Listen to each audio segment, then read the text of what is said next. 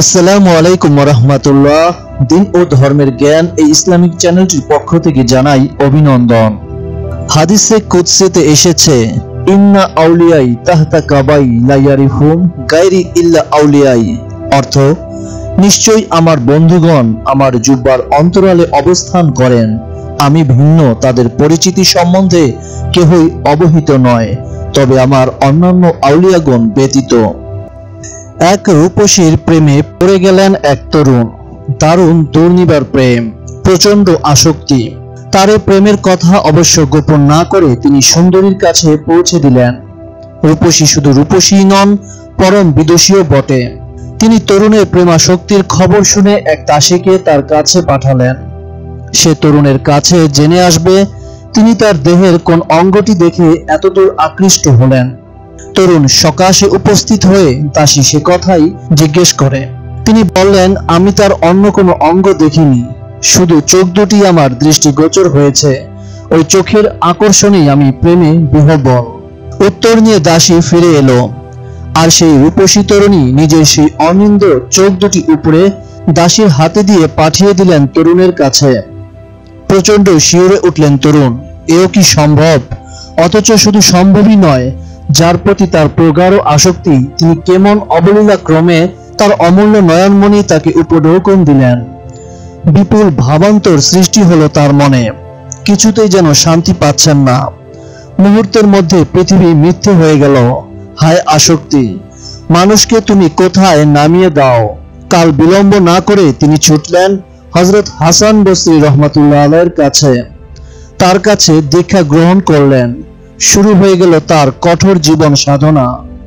অনন্ত করুণাময়ের অশেষ ইচ্ছায় একদিন তিনি আধ্যাত্মিক জগৎ তথা ইলমে মারিফাতে সফলতা লাভ করলেন। সফলকাম এই সাধকের নাম হযরত উতবা বিন গোলাম রহমাতুল্লাহ আলাইহ। হযরত হাসান বসরি রহমাতুল্লাহ আলাইহির মুরিদ, এক উজ্জ্বল ভক্ত। যেমন গুরু তেমনি তার শিষ্য। সাধনার শীর্ষবিন্দুতে পৌঁছে তিনি যা ইচ্ছে করতেন, আল্লাহর রহমতে তাই করতে পারতেন। একদিন স্বয়ং গুরু দেখতে পেলেন হযরত উতবা রহমাতুল্লাহ আলাইহ দিব্যি পানির উপর দিয়ে হেঁটে যাচ্ছে। অবাক হয়ে তিনি শিষ্যকে জিজ্ঞেস করলেন, এ ক্ষমতা তুমি কোথায় পেলে? শিষ্য উতবা রহমাতুল্লাহ আলাইহ বলেন, আপনি আমাকে যা নির্দেশ দেন আমি মনে প্রাণে তা পালন করি। তাছাড়া আপনি তো এই কাজগুলো 30 বছর আগে করতেন। আল্লাহ পাকের অসীম করুণায় আমি এখন এগুলো করতে পারি। তিনি ছিলেন এক চাষি, নিজেই চাষাবাস করতেন। নিজের হাতে গম পেশাই করে রুটি বানাতেন। একখানি মাত্র রুটি খেয়ে এক সপ্তাহ ব্যাপী আল্লাহর ইবাদতে মগ্ন হয়ে যেতেন। তিনি বলতেন, আমার দু কাঁধে দু ফেরেশতা কিরামান ও কাতিবিনের পাপ পুণ্যের হিসাব লেখার কথা মনে পড়লেই আমার মনে লজ্জা আসতো। তার বিমল হৃদয়ে আল্লাহ প্রেম ও ভীতি কিরূপ স্থান ছিল তা একটি ঘটনায় জানা যায়। তখন শীতকাল, কনকনে শীত নেমেছে। একদিন দেখা গেল মাত্র একটি জামা গায়ে চড়িয়ে হযরত উতবা রহমাতুল্লাহ আলাইহ বিমর্ষ মুখে দাঁড়িয়ে আছেন এক প্রতিবেশীর বাড়ির দেয়ালের কাছে। ভীষণ শীতেও তার গায়ের জামাটি ভিজে উঠেছে ঘামে। এভাবে এ অবস্থায় দাঁড়িয়ে থাকার কারণ জিজ্ঞেস করলে তিনি বললেন, কিছুদিন আগে তার বাড়িতে কয়েকজন অতিথি এসেছিলেন। খাবারের পর তারা হাতের তেল চর্বি ছাড়াবার জন্য ওই দেয়ালের কিছু মাটি খসিয়ে নিয়ে হাত মর্দন করেন, তারপর পানি দিয়ে হাত ধুয়ে ফেলেন, কিন্তু বাড়ির মালিকের অনুমতি নেওয়া হয়নি। তিনি অবশ্য প্রতিবেশীকে সে কথা জানিয়ে তার কাছে ক্ষমা চেয়ে নেন, কিন্তু তবু কি যে হয়, এখান দিয়ে গেলেই তার অপরাধ বোধ জেগে ওঠে। মনে হয় বিনা অনুমতিতে দেয়ালের মাটি ব্যবহার করা ঠিক হয়নি। এই অন্যায় কাজের জন্য রোজ কিয়ামতে আল্লাহ যদি বলে ফেলেন তার অতিথি যখন এই কাজ করেছে তখন এর জন্য তিনি দায়ী, তখন কি উত্তর দেবেন? এ ভয়েই তিনি বিবর্ণ হয়ে যান। হযরত উতবা রহমাতুল্লাহ আলাইহ ছিলেন ধ্যানমগ্নতা, ভাব তন্ময়তার প্রতীক, প্রতিমূর্তি। জনবহুল রাস্তার মধ্য দিয়ে পায়ে হেঁটে তিনি এসেছেন হযরত আব্দুল ওয়াহিদ বিন জায়েদ রহমাতুল্লাহ আলাইহির কাছে। তাকে জিজ্ঞেস করা হয়, বাড়ি থেকে বের হয়ে রাস্তায় আপনার কার কার সাথে দেখা হয়েছে? তিনি নির্দ্বিধায় বললেন, না, কারো সঙ্গেই আমার দেখা হয়নি। অর্থাৎ আত্মমগ্ন অবস্থায় তিনি জনাকীর্ণ বাজার পেরিয়ে এসেছেন। একদিন তার মা বললেন, নিজের দিকে একটু নজর দাও বাবা, দেহ মনের কিছু সুখ শান্তিও প্রয়োজন আছে। তার জবাবে তিনি বললেন, মা, বিচার দিবসে যেন আমার দেহ ও মনের দিকে লক্ষ্য রাখা হয়, এই আমার ইচ্ছা। কেননা তা চিরস্থায়ী হবে। জগৎ সংসার তো কেবল জগৎ সংসারের জন্যই।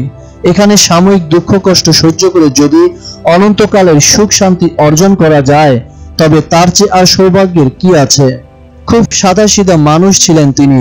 খাবার দাবার কিংবা বেশভূষার প্রতি কোনো মনোযোগ ছিল না। বস্তুত কৃচ্ছ সাধনার মধ্য দিয়ে তার জীবন কেটেছে।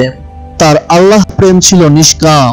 একবার সারা রাত জেগে আল্লাহর কাছে যে প্রার্থনা জানান, তার ভাষা ছিল এরকম, প্রভু গো, আপনি আমার কল্যাণ করুন, আপনার সঙ্গে বন্ধুত্ব বজায় রাখবো, আর যদি শাস্তি দেন তবু আমার বন্ধুত্ব অটুট থাকবে, কখনো কোনো অবস্থায় এই বন্ধুত্বের বন্ধন ছিন্ন হবে না। এক রাত্রে তিনি স্বপ্ন দেখলেন, জান্নাতের এক হুর এসে তাকে বলছেন, উতবা, আমি তোমার উপর আসক্ত, তাই অনুরোধ কখনো এমন কাজ করো না যা তোমার ও আমার মধ্যে বিচ্ছেদের কারণ হতে পারে।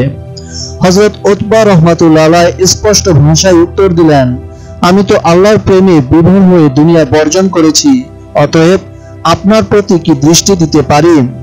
অনুরুদ্ধ হয়ে কখনো তিনি তার অলৌকিক শক্তির পরিচয়ও দিয়েছেন। একজনের অনুরোধ ছিল তাকে কিছু খুরমা জোগাড় করে দিতে হবে। তৎক্ষণাৎ তার থলে থেকে কিছু টাটকা খুরমা তাকে বের করে দেন। তার অন্তিম মুহূর্তটি বড়ই বিস্ময়কর। সমকালের শ্রেষ্ঠ তাপসী হযরত রাবিয়া বসরি রহমাতুল্লাহ আলাইহি, তার কাছে বহু সাধকের নিত্য যাতায়াত ছিল। একদিন তার দরবারে উপস্থিত হয়েছেন সাধক শাম্মাক ও হযরত জুন্নুন মিসরি রহমাতুল্লাহ আলাইহি। হঠাৎ সেখানে হাজির হলেন হযরত উতবা বিন গোলাম রহমাতুল্লাহ আলাইহি। আজ পরনে মামুলি পোশাক নয়, বরং পরিপাটি পোশাক পরিহিত অবস্থায় রয়েছেন। তার দিকে চোখ রেখে হযরত শাম্মাক রহমাতুল্লাহ আলাইহি বললেন, আপনাকে দেখে কিছুটা দেমাগী মনে হচ্ছে। হযরত উতবা রহমাতুল্লাহ আলাইহি বললেন, তা হতেই পারে, আমি এক অধম দাস, কিন্তু তবুও মহাপ্রতাপশালী আল্লাহর দাস, অতএব তার কি কোনো প্রভাবই আমার মধ্যে পড়বে না? এ কথা বলার সঙ্গে সঙ্গে তিনি ভূতল শায়ী হলেন।